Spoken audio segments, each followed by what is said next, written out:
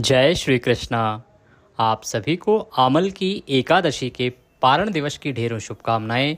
आज हम बात करेंगे आमल की एकादशी का पारण किस प्रकार से करना है, कब करना है, शुभ मुहूर्त क्या है, सुबह सुबह कर सकते हैं कि नहीं, त्रयोदशी कब आ रही है। इस बार बहुत ध्यान देने की आवश्यकता है क्योंकि द्वादशी तिथि जो है वो 10 तारीख को सुबह सुबह ही आ चुकी है, तो पारण के लिए बहुत कम समय मिलने वाला है। तो किस समय आपको पारण करना है, क्योंकि ये आमल की एकादशी है, इसके व्रत का नियम अलग था, तो पारण के नियम किस प्रकार से रहेंगे, पारण के दिन कैसे पूजा करनी चाहिए, क्या कोई कथा सुननी चाहिए कि नहीं, भगवान को क्या भोग लगाना चाहिए, क्या आपको आहार में ग्रहण करना चाहिए पारण के समय में, क्या मंत्र आपको बोलना चाहिए, ये संपूर्ण जानकारी पारण से संबंधित आज के इस वीडियो में आपको प्रदान की जाएगी। और सबसे महत्वपूर्ण पुष्पांजलि की जो प्रक्रिया होती है किसी भी पूजा के अंत में, उसको भी आपको बताया जाएगा, जो कि किसी भी पूजा पाठ के पूर्णता के लिए और उसके संपूर्ण फल की प्राप्ति के लिए आवश्यक होती है। तो संपूर्ण शास्त्रीय जानकारी आपको प्रदान की जाएगी। आप देख रहे हैं देवभूमि ज्योतिष संस्थान का प्रतिष्ठित यूट्यूब चैनल देवभूमि धार्मिक। जानकारी आरंभ करें उससे पहले आपसे निवेदन है कि वीडियो यदि थोड़ा सा भी उपयोगी लगे तो कृपया एक बार लाइक अवश्य कर दीजिएगा, क्योंकि आपका एक लाइक हमारे लिए बहुत महत्वपूर्ण होता है। हम बहुत सारी रिसर्च और अपनी पूरी स्टडीज़ को लगा के, पूरी अपनी पढ़ाई लिखाई से और सारी किताबों को पढ़ने के बाद आपके लिए प्रत्येक एकादशी का स्पेशल जानकारी लेके आते हैं। जब आप एक लाइक करते हैं तो उससे हमारी जो मेहनत है वो सार्थक साबित होती है। हमें एहसास होता है कि हमारे जो दर्शक हैं वो उसे पसंद कर रहे हैं और वो उसका उपयोग कर पा रहे हैं, तो हम और अच्छी मेहनत आगे के वीडियोज़ के लिए करते हैं। तो कृपया एक बार वीडियो को लाइक अवश्य कर दीजिएगा। अपने व्रत की सफलता के लिए कमेंट बॉक्स में अवश्य लिखिएगा जय श्री हरि या ओम नमः भगवते वासुदेवाय। भगवान श्री हरि का यह मंत्र जब भी लिखा जाता है तो उसे एक सकारात्मक ऊर्जा का प्रवाह होता है और वह सकारात्मक ऊर्जा आपके जीवन में सकारात्मक परिवर्तन लेके आती है, इसीलिए आपको अवश्य ही लिखना चाहिए। आइए जानकारी आरंभ करते हैं। आपने एकादशी का पूजन कर लिया होगा, कथा श्रवण कर ली होगी और आशा करते हैं कि आपने विष्णु सहस्त्र नाम का भी श्रवण अवश्य कर लिया होगा, क्योंकि एकादशी के दिन व्रत कथा के साथ यदि आप विष्णु सहस्त्र नाम सुनते हैं तो यह बहुत अधिक फलदायी बताया गया है। पुराण बताते हैं कि यदि 11 दिन भी आप विष्णु सहस्त्र नाम का श्रवण कर लेते हैं तो भगवान विष्णु की कृपा से आपके जीवन के सभी संकट दूर होते हैं। एकादशी के दिन आपको विष्णु सहस्त्र नाम का श्रवण अवश्य ही करना चाहिए। तो सुबह संकल्पित होके संकल्प करें, संकल्प करके पूजन करके कथा श्रवण करें, कथा सुन के विष्णु सहस्त्र नाम का श्रवण करें और नियमों के अनुसार दिन को व्यतीत करें। नियमों में क्या है, किसी के साथ बुराई नहीं करनी, किसी को नुकसान नहीं पहुंचाना, किसी का अहित नहीं करना, ब्रह्मचर्य का पालन करना, तन और मन दोनों प्रकार से शुद्ध रहना, दिन में भगवान का स्मरण करते हुए दिन को व्यतीत करना। आपके जो दैनिक कार्य हैं, आप ऑफिस जाते हैं, जो भी आपका कार्यालय है वहाँ पे जाएं, अपने कामों को करें, परंतु किसी भी प्रकार के वैमनस्य में ना पड़ें, किसी भी प्रकार के व्यभिचार में ना पड़ें। व्यभिचार से आपको इस दिन दूर रहना चाहिए, सात्विक रहना चाहिए। व्रत वाले दिन आहार में आपको केवल फल आहार करना चाहिए, अन्न का सेवन वर्जित है, नमक का सेवन वर्जित है। इस दिन आपको मिर्च का सेवन भी नहीं करना चाहिए, तामसिक पदार्थों से दूर रहना चाहिए। घर में भगवान का वास है, इसीलिए आज के दिन आपको किसी भी प्रकार से क्लेश आदि घर में नहीं होने देना चाहिए, नहीं करना चाहिए। भगवान आपके घर आए हैं तो शांति का माहौल रखें और भगवान का भक्ति में माहौल अपने घर में रखें। इस प्रकार से दिन को व्यतीत कीजिएगा। सायंकाल को यदि संभव हो तो भगवान का कीर्तन कीजिएगा, रात्रि काल को संभव हो तो कीर्तन कीजिएगा। आपने कथा में श्रवण किया होगा कि इस एकादशी जो आमल की एकादशी है ना, इसकी यदि रात्रि को जागरण कर लिया जाए तो एक बहेलिया भी किस प्रकार से अगले जन्म में सभी पापों से मुक्त होकर राजा बनता है और एकादशी के पुण्य प्रताप से भगवान श्रीहरि विष्णु उसका आजीवन संरक्षण करते हैं, उसको सभी जीवन में जो सुख सुविधाएं होनी चाहिए वह प्राप्त होती हैं। तमाम ऐश्वर्यों को वो भोगता हुआ भगवान के श्रीधाम को प्राप्त करता है। इतनी अधिक महिमा है जागरण की, इसीलिए यदि संभव हो पाए तो आप अधिक से अधिक जागरण कीजिएगा। इस एकादशी के दिन अधिक से अधिक भगवान का कीर्तन कीजिएगा। हम समझते हैं कि आज के समय में सभी की व्यस्तता की ज़िंदगी है, सबको अगले दिन ऑफिस जाना है, कार्यालय जाना है, रोजगार देखना है, बच्चे भी देखने हैं, तो जितना हो सके उतना कीजिएगा।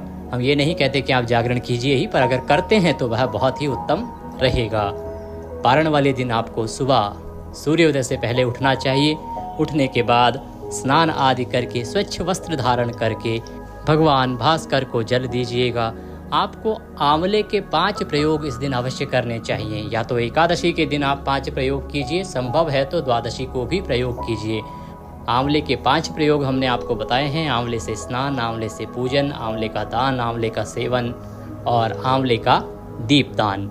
ये 5 कार्य आपको अवश्य ही करने चाहिए। आइए बढ़ते हैं पारण की पूजा विधि की ओर और आगे की जानकारी आरंभ करते हैं। सबसे पहले हम शुद्धिकरण करेंगे सारी सामग्री का। इसके लिए एक पुष्प लीजिए। जो लोटे में जल भरा है ना, जिसमें गंगा जल या त्रिवेणी का जल मिला हुआ है, उस जल से सारी सामग्री पर और जहां आप पूजन कर रहे हैं वहां सभी स्थान पर छींटे दीजिए। ओम पवित्र हो अपवित्रवांग सर्वांग वस्तांगतो पिवाम यह स्मरेत पुंडरीकाक्षम सभयंतरः शुचिः ओम। इस प्रकार से सभी स्थान का और सामग्री का शुद्धिकरण हुआ, पवित्रीकरण हुआ। अब भगवान की हम स्थापना करेंगे। यहाँ पर एक बात आपको समझाना चाहेंगे कि जो हमारे दर्शक हैं जिन्होंने एकादशी के दिन पूजन किया हुआ है तो उनके यहाँ पहले से ही स्थापना हो रखी होगी, इसलिए आपको स्थापना करने की आवश्यकता नहीं है। क्योंकि आपने एकादशी का जब पूजन किया था, आपने हमारा वीडियो देखा होगा, तो आपने भगवान के यहाँ स्थापना कर रखी होगी आंवले के साथ में, और विष्णु भगवान के साथ में कलश को भी स्थापित किया होगा। परंतु बहुत से हमारे नए दर्शक भी होते हैं जो कि पारण का वीडियो ही देखते हैं, तो उनके लिए ये बताना आवश्यक होता है कि किस प्रकार से भगवान की स्थापना करी है। जिन्होंने स्थापना कर रखी है वो उत्तम है। हम पूजा विधि में आगे बढ़ेंगे, वहाँ से आप करना आरंभ कीजिएगा। जो नए हैं वो इस प्रकार से स्थापना कीजिएगा। भगवान की शुद्धिकरण करेंगे, शुद्धिकरण करके भगवान को स्थापित करेंगे। यदि आपके पास चौकी है तो चौकी लीजिए और चौकी पर भगवान को विराजमान करने के लिए पहले उस पर पीला वस्त्र बिछाइए और उसके ऊपर भगवान को आसन के रूप में पुष्प रखिए और उसके ऊपर भगवान को विराजमान कीजिए। जो लोग ऐसे हैं कि भाई हमारे पास चौकी नहीं है तो वो लोग पृथ्वी पर रखकर भी पूजन कर सकते हैं, कोई दोष नहीं होता है। सीधा पृथ्वी पर नहीं रखवाते हम कभी भी, भगवान को आसन तो दिया ही जाता है। आप जमीन पर रख रहे हैं तो भी आप पुष्प रखिए, पुष्प को आसन के रूप में भगवान से प्रार्थना कीजिए कि प्रभु हम आपको आसन दे रहे हैं, इस पर आप विराजमान हो। ये ठीक वैसे ही है। आप देखिए ना, अगर किसी गरीब के घर में कोई जाएगा तो उसके यहाँ जो भी उपलब्ध होगी वस्तु वह उसी पे बैठाएगा। किसी अमीर के घर जाएगा, हो सकता है वो आपके लिए सिंहासन बना के बैठा दे। तो दोनों की भावना देखी जाती है कि आप भाव क्या कर रहे हैं। ऐसा नहीं है कि किसी के पास चौकी नहीं है तो वो पृथ्वी पर रखकर पूजन ही नहीं कर सकता। भगवान को मालूम है कि उसकी जितनी सामर्थ्य है वो उसके अनुसार कर रहा है, तो सामर्थ्य के अनुसार आप कीजिए। पृथ्वी पर भी भगवान को रखकर पूजन कर सकते हैं। जब भी रखें आसन अवश्य दीजिए। आसन के रूप में कुछ नहीं है तो पुष्प रख दीजिए। अन्य कोई व्रत हो तो आप अक्षत रख सकते हैं या कोई अन्य अनाज रख सकते हैं कि ये आप स्थान दे रहे हैं भगवान को, आसन दे रहे हैं भगवान को। इस प्रकार से भगवान श्री हरि को स्थापित कीजिए। भगवान श्री हरि को स्थापित करने के बाद आपको धात्रे अर्थात आंवले को स्थापित करना है। आपके पास यदि वृक्ष है तो बहुत उत्तम है, पेड़ है तो उसका आप स्थापन कीजिए। यदि किसी के पास आंवला नहीं है, आंवले का पेड़ नहीं है, तो आप आंवले के फल का भी पूजन कर सकते हैं। उसको स्थापित करने के लिए एक पात्र लीजिएगा कोई, जिसमें कि आप उसको आराम से रखें और जब जल अर्पित करें तो यहाँ वहाँ फैले भी नहीं। उस किसी पात्र में, तांबे का पात्र हो तो उत्तम है, उसमें पुष्प रखिए आसन के रूप में और उसके ऊपर आंवले को विराजमान कर दीजिए। कलश की बात करें तो कलश जो है ना, एकादशी पूजन वाले दिन यदि आपने स्थापित कर लिया है तो बहुत उत्तम है। अगर नहीं किया है तो फिर आप आज के दिन इसको स्थापित नहीं करेंगे। पारण के दिन, जो केवल पारण के दिन पूजन देख रहे हैं तो वो आप स्थापना करेंगे भगवान श्री हरि की और धात्रेय जी अर्थात आंवले की। लेकिन जिन्होंने एकादशी का व्रत किया है और उन्होंने एकादशी के दिन ही कलश की स्थापना की है, भगवान श्री हरि विष्णु की स्थापना की है और धात्रेय जी अर्थात आंवले की स्थापना की है, तो हम आपके लिए तीनों का पूजन करेंगे। इस प्रकार से आपने स्थापना करी। स्थापना करने के बाद अपने सीधे हाथ में चम्मच से जल लीजिए और हाथ धो लीजिए। हस्तो प्रक्षालनम, लोटे में जो जल है ना, गंगा जल मिला हुआ, उसी से सारी पूजा होगी। हाथ धो लिया। अब एक एक मंत्र पर एक एक चम्मच जल आपको अर्पण करना है, अपने आप को अर्थात जल आचमनी करनी है। हम एक मंत्र बोलेंगे, आप एक चम्मच जल लीजिएगा और पी जाइएगा। ओम माधवाय नमः, जल लीजिए पी जाइए। ओम केशवाय नमः, जल लीजिए पी जाइए। ओम नारायणाय नमः, जल लीजिए पी जाइए। ओम ऋषिकेशाय नमो नमः, हस्तो प्रक्षालनम, जल लीजिए, हाथ धो लीजिए। हाथ धोने के बाद दीप प्रज्वलित कीजिए और धूप को प्रज्वलित कीजिए। जिन्होंने एकादशी का पूजन किया है, अगर किसी की अखंड ज्योत जल रही है तो वह उत्तम है, आपको नई ज्योत जलाने की आवश्यकता नहीं रहेगी। तो धूप प्रज्वलित कीजिए, दीप प्रज्वलित कीजिए। अब पूजन आरंभ करेंगे। सबसे पहले हम कलश का पूजन करेंगे। जिनके यहाँ कलश स्थापित है पहले से, वो कलश का पूजन करेंगे। जो आज पारण के दिन वीडियो देख रहे हैं, आपको कलश पूजन की आवश्यकता नहीं है, क्योंकि ये एकादशी के दिन स्थापित किया जाना था। आज इसका स्थापन नहीं किया जा सकता। सबसे पहले कलश देव का पूजन करेंगे तो पद्य अर्घ आचमनी आप अर्पित करेंगे। इस प्रकार ओम पद्यम समर्पयामि, पुष्प से जल के छींटे दीजिए कलश देव को। ओम पद्यम समर्पयामि, ओम अर्घम समर्पयामि, पुनः जल से छींटे दीजिए। ओम आचमनीम समर्पयामि, पुनः जल के छींटे दीजिए। आचमनी कराने के बाद स्नान कराएंगे। स्नानम स्नानते स्नानम जलम समर्पयामि, पुनः जल के छींटे दीजिए कलश देव को। स्नानम स्नानते स्नानम वस्त्रम, वस्त्र अर्पित करेंगे। वस्त्र कैसे? एक मौली का टुकड़ा तोड़िए और वह मौली का टुकड़ा भगवान को अर्पित कर दीजिए, कलश देव को अर्पित कर दीजिए। वस्त्रम समर्पयामि, वस्त्र के बाद वस्त्रम उपवस्त्रम यज्ञोपवीतम। यदि आपके पास जनेऊ है तो जनेऊ चढ़ा दीजिए। जनेऊ चढ़ाने से पहले उस पर थोड़ी सी रौली लगा लीजिएगा, तिलक कर लीजिएगा, उसके बाद जनेऊ अर्पित कीजिए। यज्ञोपवीतम समर्पयामि, तिलकम चंदनम महत्पुण्यम पवित्रम पापनाशनम। चंदन लगाइए भगवान को, प्रेम पूर्वक चंदन लगाइए। चंदन लगा के पुष्पम समर्पयामि, पुष्प अर्पित कीजिए। फूलों की माला है तो माला पहनाइए, पुष्प अर्पित कीजिए। धूपम दर्शयामि, दीपम दर्शयामि, धूप दिखाइए भगवान को और दीप दिखाइए भगवान को। धूपम दर्शयामि, दीपम दर्शयामि। तांबूलम पूंगी फलम शुभ दक्षिणायाम शुभदो वरदो भवः। तांबूल अर्पित करेंगे। तांबूल कैसे? यदि आपके पास तांबूल है तो तांबूल अर्पित करेंगे। तांबूल क्या होता है? आपके पास यदि बना बनाया मीठा पान है तो वह चढ़ाइए। मीठा पान यदि नहीं है तो कोई बात नहीं, आप पान का पत्ता लीजिए, उसकी डंडी तोड़ दीजिए, 2 लौंग, 2 इलायची, 1 सुपारी उसमें रखिए और वह भगवान को अर्पित कीजिए। तांबूलम पूंगी फलम शुभ दक्षिणायाम शुभदो वरदो भवः। तांबूल के बाद दक्षिणा अर्पित कीजिए। दक्षिणा अर्पित करके नमस्कार कीजिए। कलश देव में सभी देवताओं का वास माना गया है, तो सभी देवताओं को स्मरण करते हुए नमस्कार करिए। अब आप धात्रेय जी का पूजन करेंगे, अर्थात आंवले का पूजन करेंगे। आंवले को संस्कृत में धात्रेय बोलते हैं और आपको मंत्र बोलना है ओम धात्रेय नमः, ओम धात्रेय नमः। आंवले का पूजन करने के लिए चम्मच से जल अर्पित कीजिए। यदि आप वृक्ष पे पूजन कर रहे हैं तो भी, और यदि आप आंवले के फल पर पूजन कर रहे हैं तो भी चम्मच से जल अर्पित कीजिएगा। ओम पद्यम समर्पयामि, 1 चम्मच जल लीजिए, अर्पित कीजिए। ओम अर्घ्यम समर्पयामि, अर्घ्य के रूप में जल अर्पित कीजिए। ओम आचमनीम समर्पयामि, आचमनी के रूप में जल समर्पित कीजिए। स्नानम, स्नान कराएंगे तो स्नान कराने के लिए धात्रेय अर्थात आंवले को आप त्रिवेणी का जल अर्पित कीजिए, गंगा जल युक्त जल अर्पित कीजिए। जो भी जल आपके पास उपलब्ध है वह चढ़ाइए, चाहे आप पूरा लोटा चढ़ा सकते हैं, जितना भी आप चढ़ाना चाहें उतना चढ़ाइए। जल अर्पित करेंगे, स्नान करा रहे हैं एक प्रकार से आप।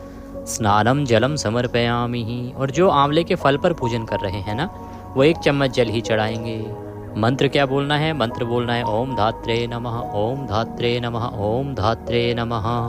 जल अर्पित करने के बाद दुग्ध स्नानम, दुग्ध अर्थात दूध मिला हुआ जल चढ़ाइए या दूध चढ़ाइए, कच्चा दूध आप थोड़ा सा चढ़ाइए।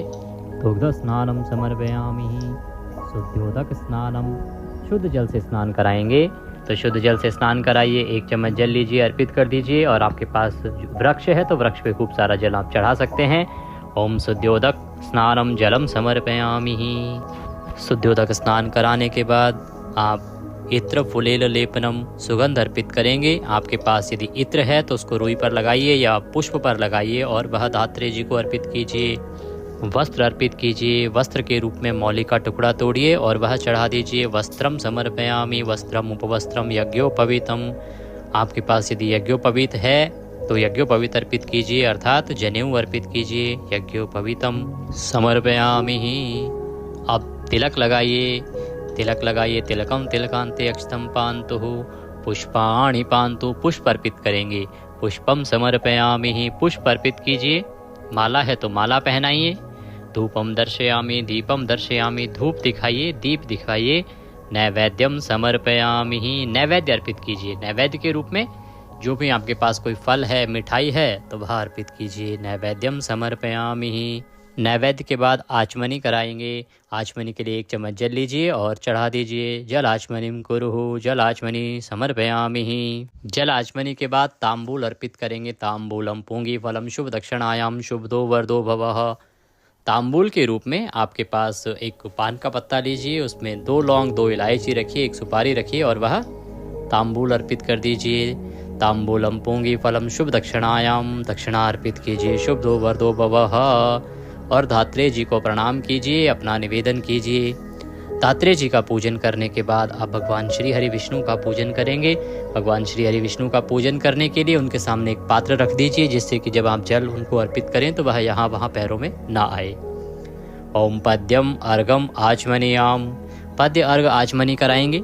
इसके लिए 1-1 चम्मच जल उनके सामने रखी हुई कटोरी में छोड़ते जाइए। ओम पद्यम समर्पयामि, ओम अर्घ्यम समर्पयामि, ओम आचमनीम समर्पयामि, स्नानम जलम समर्पयामि। अगर आप तस्वीर पर पूजन कर रहे हैं तो थोड़ा सा जल अर्पित कीजिए। यदि आपके पास प्रतिमा है जिनका अभिषेक कराया जा सकता है तो प्रेम से आप त्रिवेणी के जल से या गंगा जल से भगवान को नहलाइए। स्नानम जलम समर्पयामि, ओम नमः भगवते वासुदेवाय मंत्र का जाप करते हुए नहलाइए। पंचामृत स्नानम, पंचामृत अर्पित करेंगे। पंचामृत कैसे?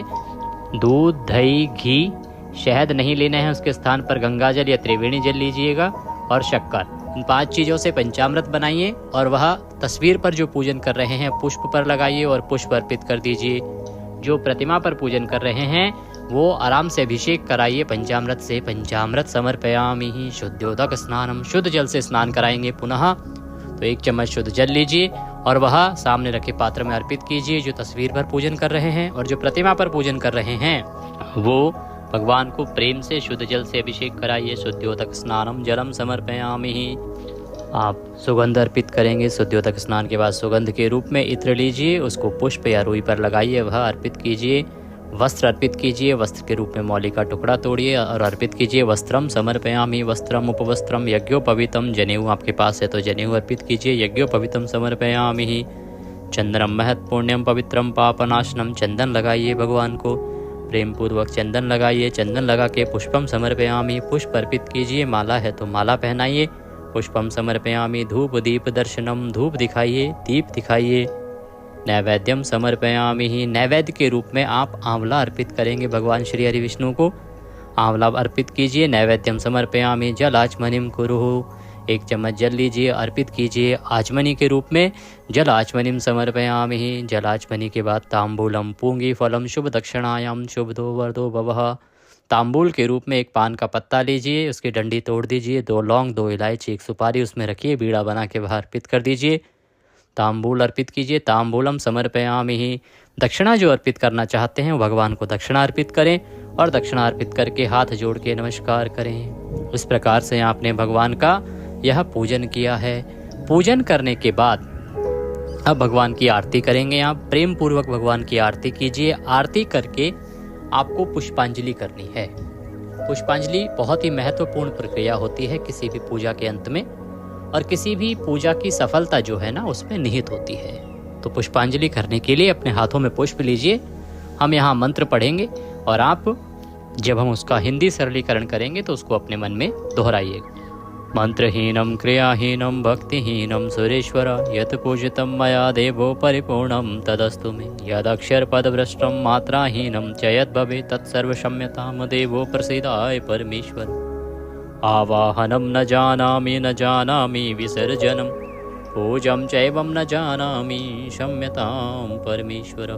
हे प्रभु, हे धात्रेय जी महाराज, हे भगवान श्री हरि विष्णु, न हम आपका आवाहन जानते हैं, न पूजन जानते हैं, न विसर्जन जानते हैं, न मंत्र जानते हैं। हम अज्ञानी जीव हैं। जैसी बन पड़ी है हमने उस प्रकार से आपके श्री चरणों की सेवा की है। ये व्रत किया है, पूजन किया है, 2 दिन का विधान किया है। भगवान इसमें जाने अनजाने में हमसे कोई गलती, कोई त्रुटि, कोई भूल हो गई हो तो हमें क्षमा कीजिएगा।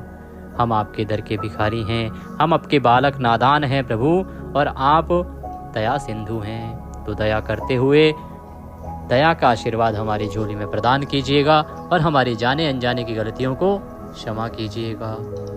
अगर आपको ज्ञात हो कि कोई गलती आपसे हुई है व्रत में, तो वह गलती भी यहाँ पे भगवान के सामने बोलिएगा कि प्रभु हमसे ये गलती हो गई थी इस व्रत में, हम क्षमा याचना करते हैं, आप इसे क्षमा कीजिएगा, आगे से हम इसका ध्यान रखेंगे। इस प्रकार से क्षमा याचना अवश्य करनी है।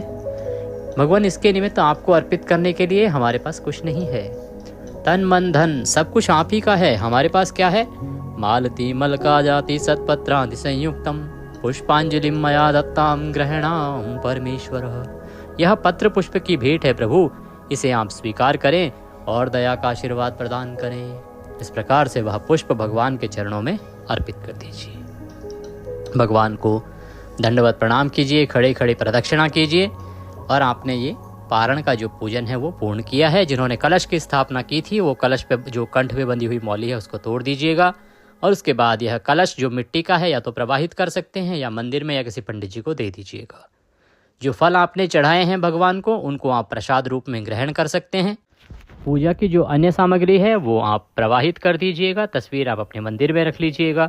इस प्रकार से आप एकादशी का यह पूजन पूर्ण करेंगे। अब कुछ नियमों की बात करते हैं। पूजन करने के बाद आपको दान करना चाहिए। ब्राह्मण को आज के दिन आंवला अवश्य दान कीजिएगा। इस एकादशी पर आंवले के दान का विधान है। आंवले का दान करिएगा और भोजन का दान कीजिएगा। हो सके तो भोजन कराएं, दान दक्षिणा आदि देके विदा करें, अन्यथा आप मंदिर में जाके या किसी ब्राह्मण के जाके आप थोड़े से फल ले जाइए, उसमें दक्षिणा रखिए और वह दे दीजिए या दूध आदि दक्षिणा के साथ अर्पित कर दीजिए। आपको दान अवश्य करना है ब्राह्मण को और आंवला अवश्य दान करना है। दान करने के बाद ही आप अपने व्रत का पारण करेंगे। पारण करने के लिए आसन लगा के बैठ जाएंगे। मंत्र रहेगा आपका 5 बार बोलेंगे ओम नमः भगवते वासुदेवाय और 5 बार बोलेंगे ओम धात्रे नमः, ओम धात्रे नमः, ओम धात्रे नमः और नमस्कार करके आप तुलसी का पत्ता मुंह में रख के पानी पिएंगे और व्रत का पारण करेंगे। भगवान को क्या भोग लगाना है? देखिए, इस पारण में आपको भगवान का भोग लगाना चाहिए। पीले चावल सभी एकादशियों के लिए उत्तम होते हैं, या आप हलवे का, पीले रंग के हलवे का भोग भगवान को लगाएंगे। हलवे की थाली या भोग की थाली सजाइए, उसमें तुलसी का पत्ता रखिए, भगवान के सामने प्रेम से भोग लगाइए और उसके बाद उस भोग की थाली को उठा के जलाचमनी करा के प्रसाद बाकी प्रसाद में मिला दीजिए। और जब आप पारण करेंगे तो पहला जो भी कुछ खाएंगे वो उस भोग में से ही आपको खाना है। ये होगी आपके पारण की विधि। अब बात आती है कि पारण करना कब है, नियम क्या रहेंगे। देखिए, पारण के निर्धारण का एक नियम है। नियम क्या है कि पारण व्रत के अगले दिन किया जाता है, सूर्योदय के बाद किया जाता है और द्वादशी तिथि के 5.5 घंटे निकल जाने के बाद किया जाता है। क्योंकि द्वादशी तिथि के जो शुरुआत के 5.5 घंटे होते हैं ना, वो हरिवासर का समय होता है। इसमें आपको कभी भी पारण नहीं करना चाहिए, अन्यथा व्रत खंडित होता है। जो हरिवासर का समय है ये व्रत के लिए ही बना है। तो इन नियमों को आधारित मानकर ही हम पारण का जो समय है वो आपको बताते हैं। इन नियमों को शास्त्रों में वर्णित किया गया है, इसीलिए इनके आधार पर ही हमें निर्णय करना होता है। इसको ध्यान में रखते हुए जो लोग 9 तारीख को व्रत कर रहे हैं ना और 10 तारीख को पारण करने वाले हैं, उनको सुबह सुबह भूल कर भी पारण नहीं करना है। यदि सुबह सुबह उन्होंने पारण किया तो व्रत निश्चित रूप से खंडित होगा, क्योंकि 7:44 पर तो एकादशी समाप्त होगी, द्वादशी लगेगी। उसके बाद हरिवासर का समय रहेगा, 5.5 घंटे का समय हरिवासर का रहेगा। तो आप लगाइए 7:45 बजे से और 5.5 घंटे। उसके बाद हम शुभ समय की बात करें तो 1:25 से आप पारण कर सकते हैं। 1:25 से आप पहले पारण ना करें और 1:15 से पहले तो भूल के भी पारण ना करें, क्योंकि वो हरिवासर का समय है, उसमें आपका व्रत खंडित होता है। तो जो लोग 9 को व्रत कर रहे हैं ध्यान दें, 10 को सुबह सुबह पारण नहीं करना है, 1:25 के बाद ही पारण करना है। जो 10 को व्रत कर रहे हैं और 11 को पारण करेंगे, वो 11 को सुबह 6:35 से और 8:17 के बीच में पारण करें। ये उत्तम समय रहेगा। इससे लेट इसलिए नहीं करना क्योंकि उसके बाद त्रयोदशी तिथि लग जाएगी, द्वादशी समाप्त हो जाएगी। ये थी जानकारी पारण के बारे में। जानकारी थोड़ी भी अच्छी लगी हो तो लाइक अवश्य कीजिएगा, कमेंट बॉक्स में अवश्य लिखिएगा। जय श्री हरि। भगवान सबका कल्याण करें।